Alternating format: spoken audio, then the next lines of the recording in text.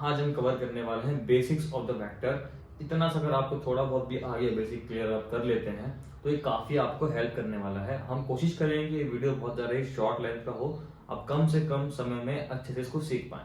तो आज के टॉपिक पहला लेक्चर जाने से पहले हमको समझना पड़ेगा कि स्केलर क्या होता है।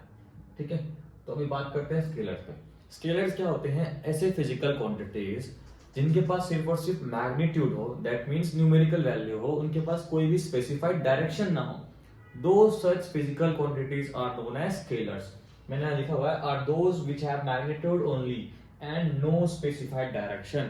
These are known as scalar quantity. And second most important point is that scalars should follow the basic algebra. That means arithmetic operations. Basic arithmetic operations like basic algebra कैसा होता है?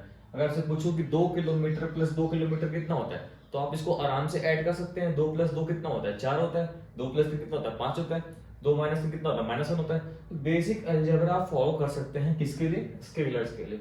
और स्केलर्स या फिर किसी भी फिजिकल क्वांटिटी को लिखना है तो उसमें हम यूज करते हैं सर, मैंने 2 लिख दिया बस। अगर मैंने सिर्फ 2 लिख दिया तो आपको इससे क्या सेंस मिल रहा है? कुछ फील मिल रहा है कि 2 का मतलब क्या होता है? क्या आप उसकी लंबाई बता पा रहे हैं? क्या 2 मतलब ऊंचाई बता पा रहे हैं? क्या बता पा रहे हैं? आप कुछ समझ पा रहे हैं? 2 से नहीं समझ पा रहे हैं। जब तक आप उसमें यूनिट ऐड नहीं करेंगे तब तक आपको इसका फील नहीं आने वाला कि कौन सा फिजिकल क्वांटिटी को रिप्रेजेंट कर रहा है। तो 2 किलोमीटर ये इसकी न्यूमेरिकल वैल्यू है, ये इसकी यूनिट है जो हमको फील देती है, सेंस देती है कि एक्चुअली में है क्या। किलोमीटर में लगा दे इसका मतलब क्या? लेंथ के बारे में हमको आइडिया दे रहा है, लेंथ का सेंस दे रहा है। ठीक है, तो हो गया एग्जांपल। स्केल विद एग्जांपल कौन सा हो गया? लेंथ हो गया, है ना, टेम्परेचर हो गया, सब क्या है? स्केलर है। डेंसिटी हो गया, स्केलर है। अब आ गए सर वेक्टर्स पे। वेक्टर्स मोस्ट इंपॉर्टेंट, जो बहुत बच्चों को टफ लगता है। वेक्टर्स वेक्टर्स के इस लेक्चर में हमको जो पढ़ना है वो है प्रॉपर्टीज ऑफ वेक्टर्स पढ़ना है। ठीक है, and second vector law of addition सीखना है, एंड थर्ड वेक्टर कंपोनेंट्स कैसे निकालते हैं, ये सब हमें सीखना है। तो सबसे पहले वेक्टर को समझते हैं। वेक्टर होता क्या? जस्ट लाइक हमने स्केल में पढ़ा था कि उसमें सिर्फ और सिर्फ मैग्नीट्यूड हो and no specified direction, those are known as scalars. Vector just इसका क्या है, थोड़ा सा डिफरेंस क्या है? Vectors have magnitude. Vectors are those physical quantities which have magnitude and as well as specified direction. Those physical quantities are known as vectors. Are those physical quantities which have magnitude as well as specified directions are known as vectors. And second most important point to be noted is that vector must follow, that any quantity to be called as a vector, it must follow कि वो vector law of addition को follow करे। अगर vector law of addition को follow नहीं करेगा, भले उसके पास मैग्नीट्यूड हो और डायरेक्शन भी हो, बट वो vector law of addition follow नहीं कर रहा है, तो that physical quantity cannot be called as vector. ठीक है, ध्यान रखेंगे। एग्जांपल लेते हैं। डिस्प्लेसमेंट होता है, वेलोसिटी होता है, एक्सेलरेशन होता है, फोर्स होता है, मोमेंटम होता है, एक्सेट्रा। ये वेक्टर्स का बेसिक डेफिनेशन है। ठीक है, आगे अब हम कर लेते हैं रिप्रेजेंटेशन ऑफ वेक्टर। वेक्टर दिखता कैसे ऐसा? ठीक है, वेक्टर ड्रॉ करने के लिए सबसे पहले आपको एरो ड्रॉ करना होगा। This is tail, this is head of the vector. इसकी जो लेंथ है ये आपको बताने वाली है उसकी मैग्नीट्यूड या फिर न्यूमेरिकल वैल्यू के बारे में। And direction of the vector is from tail to head. Tail से हेड की ओर जिस तरफ पॉइंट आउट कर रहा है वेक्टर का डायरेक्शन उस तरफ होने वाला है। लाइक सपोज वेक्टर ए मुझे लिखना है, तो लिखते कैसे हैं सर? ए के ऊपर छोटा सा एरो बना दो, दिस रिप्रेजेंट्स वेक्टर ए। कहीं कहीं किताबों में बोल्ड अक्षरों पर लिखा होता है, बोल्ड लेटर्स पे लिखा होता है, वो ऑल्सो रिप्रेजेंट वेक्टर। अब sir magnitude of vector A निकालना है, मतलब कि उसकी लेंथ निकालनी है, कितनी उसकी लेंथ है। तो कैसे रिप्रेजेंट करते हैं? हम मॉड ऑफ ए वेक्टर लगा सकते हैं, या फिर कभी कभी सिंपली ए लिख दिया मैंने, इसका मतलब क्या है? ये रिप्रेजेंट कर रहा है मैग्नीट्यूड ऑफ ए वेक्टर। हम the vectors example of force vector, momentum vector, etcetera. ठीक है, मैग्नीट्यूड ऑफ द वेक्टर निकालने के लिए क्या करना पड़ेगा हमको? लेट्स सपोज ए पॉइंट है, बी पॉइंट है, इसके कोऑर्डिनेट्स गिवन है, एक्स वाई एक्सिस पे रखा हुआ है। मुझे इस वेक्टर ए से बी वेक्टर की लेंथ निकालनी है, मतलब मैग्नीट्यूड निकालनी है। तो सिंपली क्या करूंगा सर, मैं एक डिस्टेंस फॉर्मूला हमने पढ़ा हुआ था बचपन में। ठीक है, x2 माइनस x1 का whole square plus y2 minus y1 का होल स्क्वायर कर देंगे तो क्या मिलेगा आपको? उस वेक्टर की magnitude, that means numerical value आराम से मिल जाएगी। बेसिकली डिस्टेंस फॉर्मूला है। ठीक, point very important is properties of vector. Let's suppose this is vector f vector. अगर इस वेक्टर को मैं पैरेलली शिफ्ट करता हूं, let's suppose this vector is pointing towards north east direction.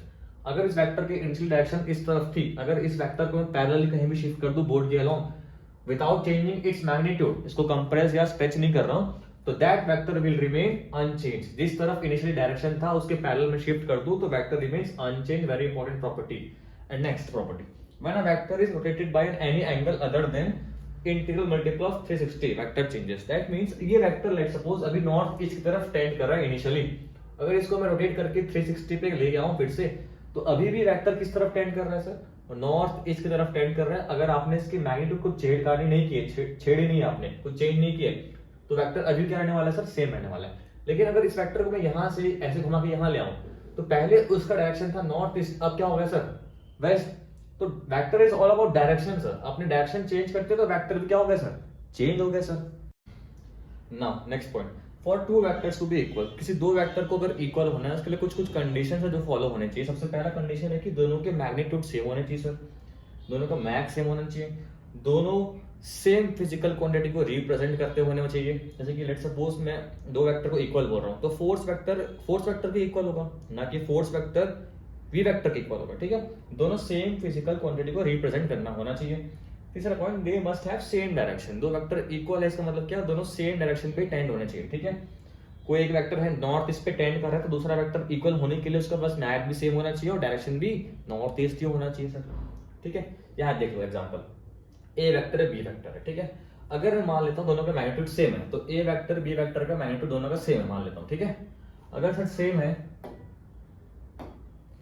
है मान लेता हूँ, लेकिन क्या ये ए वेक्टर कहाँ टेंड कर रहा है? ईस्ट की तरफ टेंड कर रहा है। This B vector is along some different direction, तो दोनों का डायरेक्शन तो सेम नहीं है सर। थर्ड पॉइंट इनवैलिड हो गया। तो क्या दोनों वेक्टर इक्वल है सर? नहीं इक्वल है सर। नेक्स्ट पॉइंट क्या है sir? Inequality is not defined for the vectors. आप किसी दो वेक्टर को कंपेयर नहीं कर सकते हो सर, है ना। F1 इज, ऐसा आप नहीं बोल सकते हो कि this F1 vector is greater than और इक्वल टू, जो भी आप ऐसा नहीं कर सकते। दो वेक्टर को आप ऐसे कंपेयर नहीं कर सकते हो, रेदर देन आप उनके मैग को कंपेयर कर सकते हो कि उसकी न्यूमेरिकल वैल्यू कितनी है, 6 है 7 है, तो आप न्यूमेरिकल वैल्यू को कंपेयर कर सकते हो, ना कि किसी दो वेक्टर को कंपेयर कर सकते हो। ठीक है, याद रखना इनइक्वालिटी जो है वेक्टर्स के लिए डिफाइन नहीं होती है सर। अब sir important point, angle between vector कैसे निकाला जाता है सर? सबसे एक बात जो बता रहा हूं उसको याद रखना, एंगल जब भी निकालना हो सर, यहाँ एक ए वेक्टर दिख रहा है, बी वेक्टर दिख रहा है, जब भी आपको दोनों के बीच का एंगल देखना हो तो एक चीज याद रखना कि दोनों हमेशा एक कॉमन टेल से जुड़े होने चाहिए। जब तक दोनों कॉमन टेल से नहीं जुड़े हुए तब उनको एंगल नहीं बोलेंगे। तो यहाँ ए का टेल बी के टेल से अटैच है, दोनों का कॉमन टेल है, जहां कॉमन टेल मिल रहा है वो क्या है? इसका एंगल है, थीटा डिग्री। ये वाला क्वेश्चन आप खुद से करें और मुझे कमेंट में बताएं कि दोनों दो वेक्टर हैं, एक ए वेक्टर है और ये बी वेक्टर है, दोनों के बीच का एंगल कितना आपको बताना है। ठीक है, ध्यान से देखना कि ये इसके हेड से इसका टेल कनेक्टेड है, ये इसका एंगल नहीं है। मैंने आपको बताया कि दोनों वेक्टर को अगर आपका एंगल निकालना है तो दोनों must be connected with the common tail. Types of vector पढ़ लेते हैं। टाइप्स ऑफ वेक्टर में सबसे पहला वेक्टर है इक्वल वेक्टर। दो वेक्टर इक्वल कब होंगे सर? मैंने जस्ट अभी पढ़ाया, क्या होता है? दोनों का मैग सेम होना चाहिए, दोनों सेम डायरेक्शन पे टेंड होने चाहिए और क्या, दोनों सेम फिजिकल क्वांटिटी को रिप्रेजेंट करने होने चाहिए। तो यहाँ बस मैं A vector equals to B vector बोल सकता हूँ तभी जब दोनों क्या है? सेम मैग के हो और दोनों का डायरेक्शन भी क्या हो? सेम हो। नेगेटिव वेक्टर क्या होगा सर? जस्ट डायरेक्शन क्या हो जाए, उनका अपोजिट हो जाए, लेकिन मैग क्या हो? Same magnitude and opposite direction. Now third vector जो है हमारा वो है कोलिनियर वेक्टर है। कोलिनियर वेक्टर क्या हो सर? कोलिनियर मतलब एक लाइन में आने वाले वेक्टर, डायरेक्शन कुछ भी हो, मैग्नीट्यूड कुछ भी हो, हमको उससे फर्क नहीं पड़ता, वो बस एक लाइन में आने चाहिए। Collinear vector they will be called as collinear vector if they lie on the same line. ठीक है, कोलिनियर वेक्टर। अब बात कर लेते हैं पैरेलल वेक्टर की। पैरेलल वेक्टर क्या होता है सर? डायरेक्शन सेम होना चाहिए। ठीक है, मैग्नीट्यूड में भी सेम हो सकता है, में भी डिफरेंट हो सकता है, मैग की हम बात नहीं कर रहे हैं, लेकिन दोनों का डायरेक्शन क्या होना चाहिए सर? सेम होना चाहिए। Let's suppose this vector is tending towards this direction and this vector is tending toward this direction. Magnitude कुछ भी हो, दोनों की लंबाई दिख रही है आपको अलग अलग है, मैग्नीट्यूड कुछ भी हो लेकिन डायरेक्शन क्या दोनों का? सेम है, they will be called as parallel vector. Here is also the example. And the next vector is anti parallel vector. आपको खुद समझ में आ गया क्या होता है anti parallel vector? Magnitude same हो सकता है या फिर इक्वल अनइक्वल हो सकता है, उस पर हम कमेंट नहीं कर रहे हैं, बट डायरेक्शन क्या होना चाहिए सर? अपोजिट होना चाहिए। यहाँ आप देख रहे हैं ए वेक्टर का मैग्नीट्यूड और बी वेक्टर का मैग्नीट्यूड डिफरेंट है, लेकिन डायरेक्शन क्या है सर, अपोजिट है। They are called as anti parallel vector. Next the very important vector is unit vectors. Unit vector is most important vector to remember कि sir it is a vector which represents direction only. ये actually में कोई physical quantity को represent नहीं करता है, इसका सिर्फ और सिर्फ एक ही काम है सर, डायरेक्शन बताना। ये कोई फिजिकल क्वांटिटी को रिप्रेजेंट नहीं करता। यूनिट वेक्टर का मैग होता है सर 1। यूनिट वेक्टर मैग्नीट्यूड 1 होता है, जिसे हम यूनिटी कहते हैं। नॉट अ फिजिकल क्वांटिटी, ये कोई फिजिकल क्वांटिटी नहीं है कि ये फोर्स वेक्टर को रिप्रेजेंट कर रहा है या फिर मोमेंटम वेक्टर को रिप्रेजेंट कर रहा है। ये सिर्फ और सिर्फ ऐसा वेक्टर है जो सिर्फ और सिर्फ हमको डायरेक्शन के बारे में सेंस देता है, डायरेक्शन के बारे में नॉलेज देता है, इंफॉर्मेशन देता है। ठीक है, नो यूनिट नो डायमेंशन, कोई यूनिट कोई डायमेंशन नहीं होगा यूनिट वेक्टर का। और सर किसी भी वेक्टर के पास दो चीज होते हैं सर, एक होता है मैग्नीट्यूड, दूसरा होता है डायरेक्शन। डायरेक्शन बताने वाला कौन सा वेक्टर होता है सर, वो होता है यूनिट वेक्टर। ठीक है, तो अ वेक्टर कंसिस्ट ऑफ, अगर मैं आपको दिखाऊं, एक वेक्टर है आपके सामने, A vector consist of what sir, एक वेक्टर के पास होता है magnitude, A is what sir, magnitude as well as direction. Unit vector को लिखने के लिए आप उसके ऊपर लगाते हैं एक कैप, जैसे कि मैंने ये आई लिख दिया, तो ये क्या हो गया, आई कैप, एक आई कैप वेक्टर है। सिमिलरली ये जो आपके सामने एक कैप दिख रहा है, ये क्या है, डायरेक्शन है, this is magnitude. A vector is consist of what sir, magnitude as well as direction, unit vector. So एक कंप्लीट वेक्टर ऐसा बनेगा, ए वेक्टर। ठीक है, यहां पे आपके सामने कोऑर्डिनेट एक्सिस है एक्स वाई जेड। अब सर एक्स डायरेक्शन के अलोंग में जो मुझे डायरेक्शन के बारे में इंफॉर्मेशन देगा, that unit vector is known as I cap. ठीक है, जो मुझे y के अलोंग वेक्टर का डायरेक्शन बताएगा उसे कहते हैं हम जे कैप। सिमिलरली जो नेगेटिव y के अलोंग डायरेक्शन बताएगा उसे कहेंगे माइनस जे कैप। जो जो z के अलोंग बता रहा है, प्लस z के अलोंग डायरेक्शन बता रहा है, उसे हम कहेंगे k cap, plus k cap.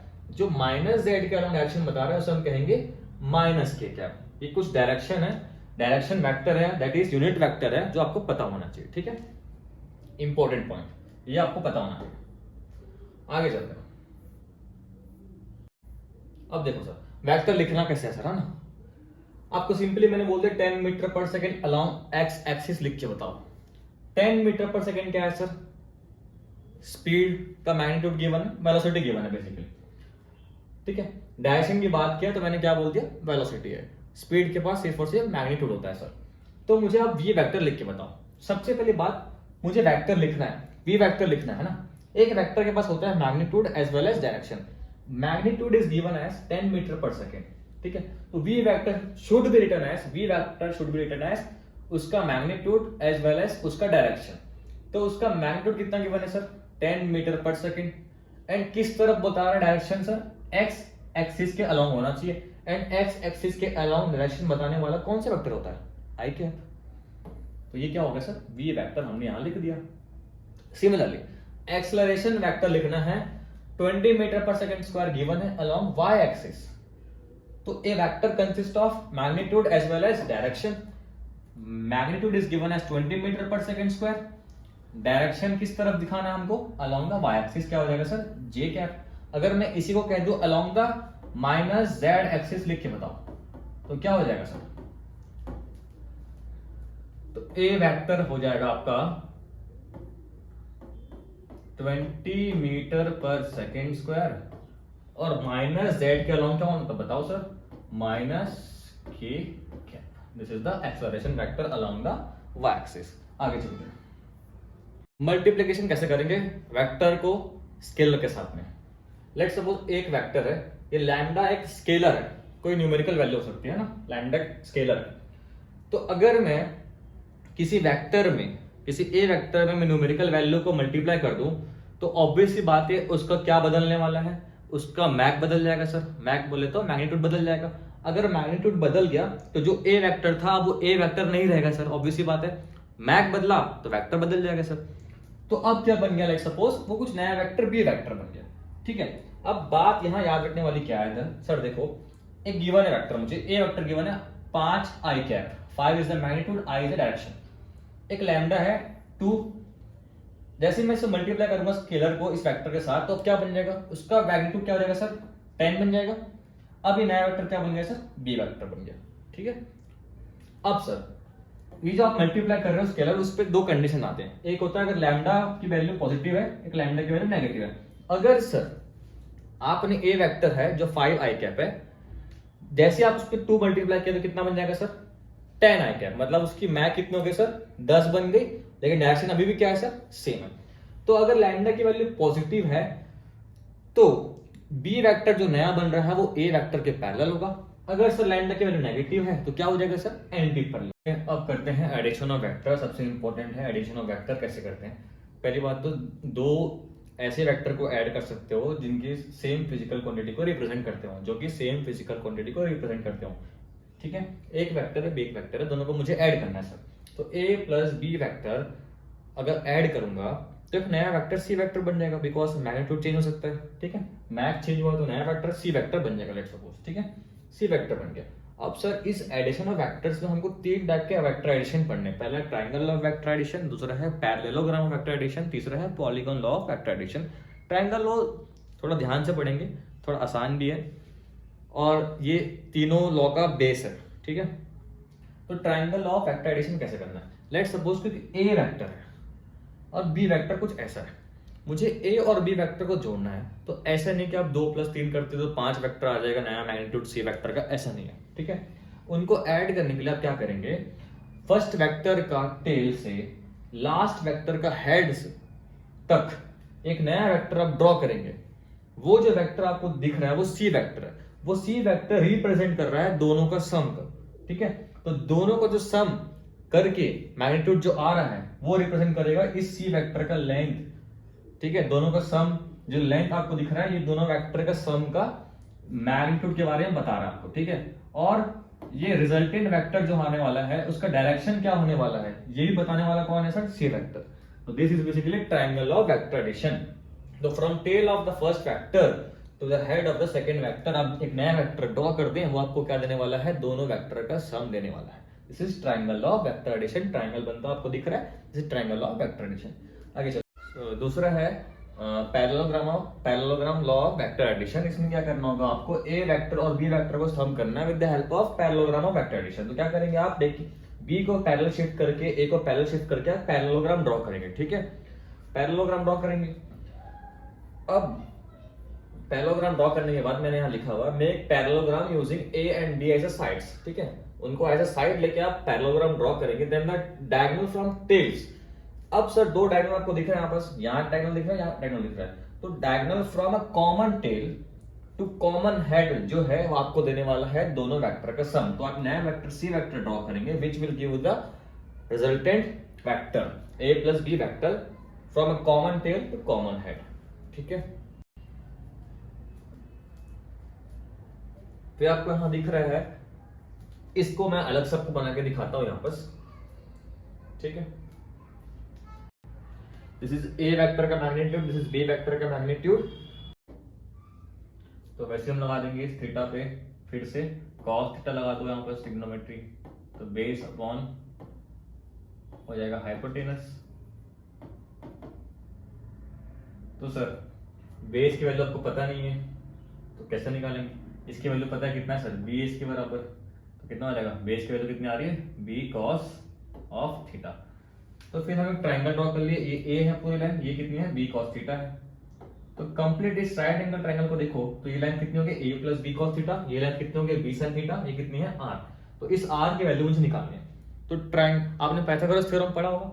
तो बेसिकली कितना हो गया, ए ले लो, स्मॉल ए ले लेते हैं, कोई दिक्कत नहीं है, मैंने ए लिया हुआ है यहाँ पर। ठीक है, ऐसे ले सकते हो, A plus B cos theta नीचे वाली length plus A square plus B square equals to C square, Pythagoras theorem. तो ये ए स्क्वायर हो गया प्लस बी स्क्वायर हो गया, ये पूरी length equals to C square.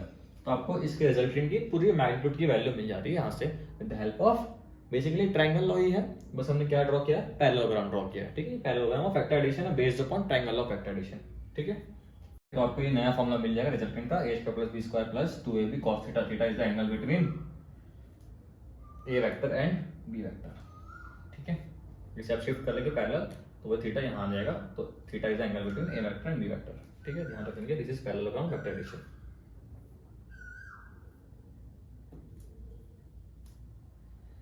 And this phi is the angle between resultant and the horizontal vector. आपने जो पीछे देखा था यहाँ पर tan फाई कितना होता है, परपेंडिकुलर अपॉन बेस, तो परपेंडिकुलर b sin थीटा था, अपॉन बेस कितना है a plus B cos theta. मैंने स्मॉल a दिखाया है, आप कैपिटल ए कोई भी ले सकते हैं, एक ही मतलब है। तो स्पेशल केसेस जान लेते हैं। जब थीटा की वैल्यू 0 डिग्री हो जाए, पैरेलल हो जाए, दो वेक्टर a वेक्टर और b वेक्टर दोनों अगर पैरेलल हो जाए तो सिंपली उनको ऐड कर देंगे। ऐसे a vector plus b vector का सम क्या होने वाला है, r vector represents sum of the both the vectors and this will be given by a plus b का मॉड, मतलब कि a प्लस बी का होल स्क्वायर लगाना पड़ेगा। तो a square plus b square plus 2ab cos 0 degree कितना होता है, 1 होता है।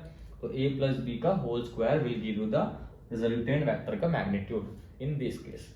And when theta equals to 180 degree हो जाए, एंटी पैरेलल हो जाए, तो थीटा की वैल्यू 180 पुट कर दो यहाँ पर, आपको क्या मिलेगा, cos थीटा 180 कितना होता है, -1।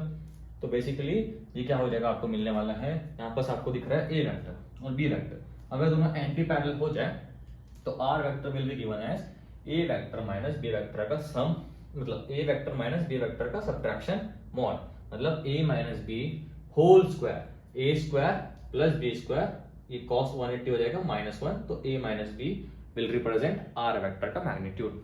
ठीक है। और तीसरा केस, जब थीटा की वैल्यू 90 डिग्री हो जाए, a वेक्टर और b वेक्टर इसको पैरेलल शिफ्ट करके इधर ले आऊं, तो a वेक्टर और b वेक्टर के बीच में कितना हो जाएगा angle, again 90 degree, parallel shifting कर सकते हैं। ठीक है। तो a वेक्टर और b वेक्टर के बीच में अगर एंगल 90 डिग्री हो जाए, और एंगल हमेशा कॉमन पेयर से देखते हैं, तो सिंपली क्या हो जाएगा, ये Pythagoras theorem, r equals to root over a square plus b square represents this case.